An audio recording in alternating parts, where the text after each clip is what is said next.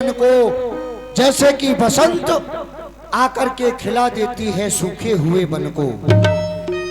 जैसे कि बसंत के आने से हर सूखे हुए वन में हरियाली छा जाती है, उसी प्रकार जब हम तुम्हारे ये शब्द सुनते हैं कि महाराज प्रजा सकुशल अपना जीवन यापन कर रही है, तो हमें वही आनंद प्राप्त होता है। हमारा ये सूखा हुआ हृदय रूपी बाग पुनः हरा भरा हो जाता है।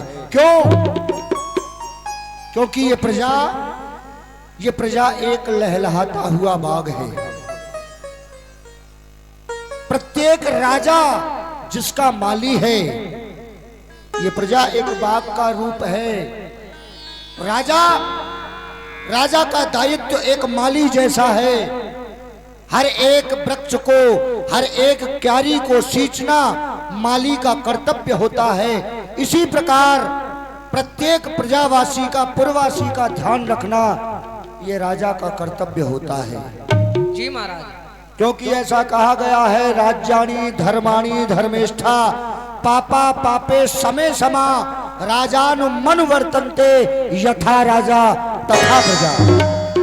अर्थात जिस राज्य का राजा धर्मात्मा होता है, उस राज्य की प्रजा भी अपने राजा की भांति धर्म का सेवन किया करती है, धर्म आचरण किया करती है।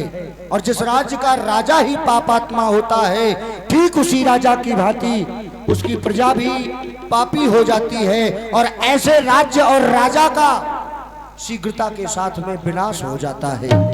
क्योंकि बलम विद्या ही विप्राणाम राज्यम सैन्य बलम तथा बलम वित्तम च वैश्याणाम शूका नाम कामीवता।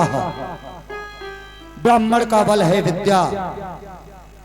जिस ब्राह्मण के पास विद्या नहीं है, जिस ब्राह्मण के पास में विद्या का अभाव है, वह ब्राह्मण कहलाने के योग्य नहीं है। जी महाराज।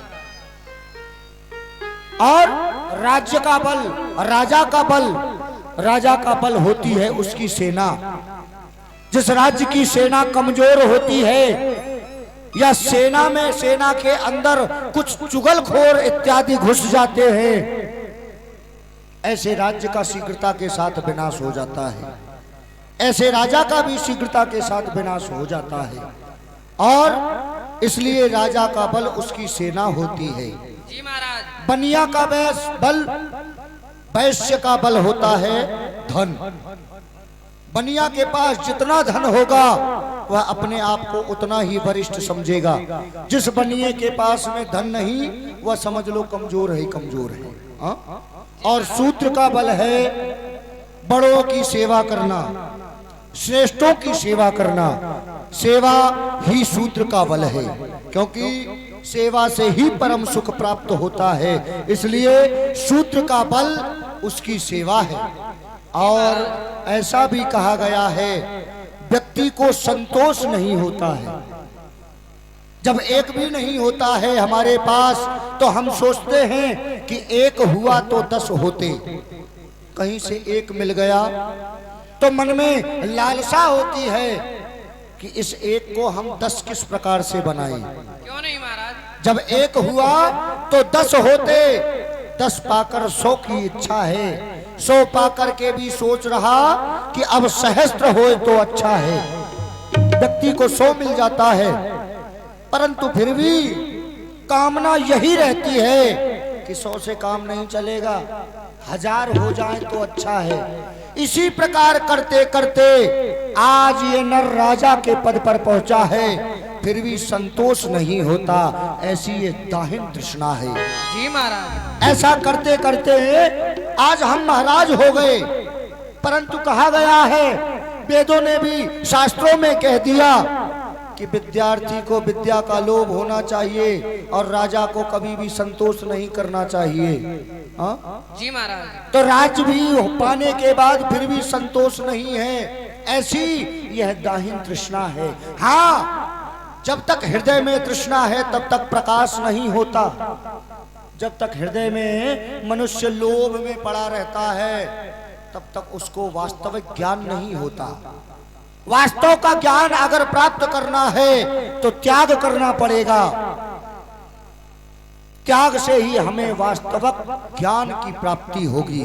कौन हमारा है, वास्तव में कौन अपना है, जब हम त्याग करेंगे तभी पता चलेगा। ऐसे इसलिए जब तक हृदय में तृष्णा है तब तक प्रकाश नहीं होगा। हाँ, ये आयु नाश हो जाती है पर तृष्णा का नाश नहीं होता।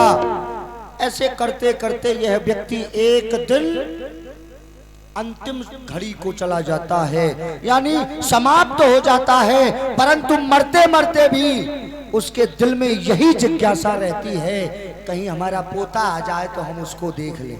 क्यों नहीं महाराज? परमात्मा को याद नहीं कर सकता है। क्यों? क्योंकि उसे तृष्णा ने घेर रखा है। और व्यक्ति को कुछ सुख बताए गए हैं। प्रत्येक मनुष्य के लिए 4 सुख महत्वपूर्ण बताए गए हैं। पहला सुख निरोगी काया, क्यों नहीं महाराज? हमारे शरीर में कोई भी रोग नहीं हो, यह पहला सुख है। और दूसरा सुख घर में हो माया, हमारे घर में लक्ष्मी हो, धन हो, यह हमारा दूसरा सुख है। और मनुष्य के जीवन में तीसरा सुख सुलक्षण नारी, जो हमारी अर्धांगिनी हो वह सुंदर आचरण वाली हो। सुंदर उसके आचरण हो, देखने में सुंदर ना हो चलेगा, परंतु उसके जो भीतर के आचरण है वह सभी पवित्र होने चाहिए। और चौथा सुख, एक बार भूपत मन माही, वे गिलान मोरे सुतना। महाराज, अभी अभी आप सुंदर उपदेश धर्म के आप हमको समझा रहे थे, परंतु अब आपको क्या हो गया महाराज? आप चुप कैसे हैं महाराज? भैया सुमन, हम आप लोगों के समक्ष में चारों सुखों का वर्णन कर रहे थे। जी महाराज। जो 3 सुख हैं वो इस दशरथ के जीवन में है।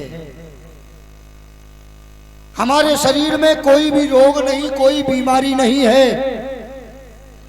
चक्र चूड़ामणि हमको महाराज कहा गया है। चक्रवर्ती सम्राट राजा दशरथ, जहां से सूर्य उदय और जहां पे जाके अस्त होता है वहां तक हमारी हुकूमत चलती है। धन का अभाव कोई नहीं है, दूसरा सुख हमारे पास है।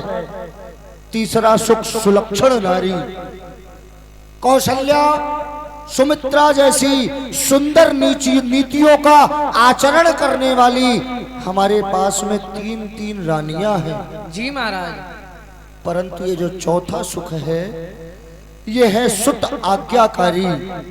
पुत्र ऐसा होना चाहिए, आज्ञाकारी होना चाहिए, जो भी हम कह दें हमारी बात पे मर मिटने वाला पुत्र होना चाहिए। ये व्यक्ति का चौथा सुख है जो कि हमारे पास में नहीं है।